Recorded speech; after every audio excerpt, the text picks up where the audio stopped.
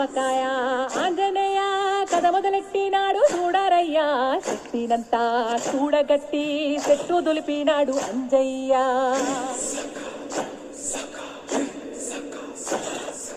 ఎర్ర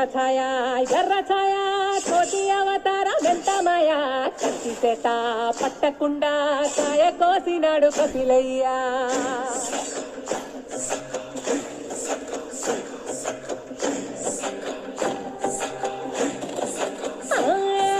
అంజనమ్మ ముందు వంజుల్ పుంజుల్ చీడి మామిడి ముక్కలు కుప్పల్ తెప్పల్ టెంకలోని జీడి వంకలెన్నున్నా పులిగోరు పళ్ళతో పరపర తీశాడు రో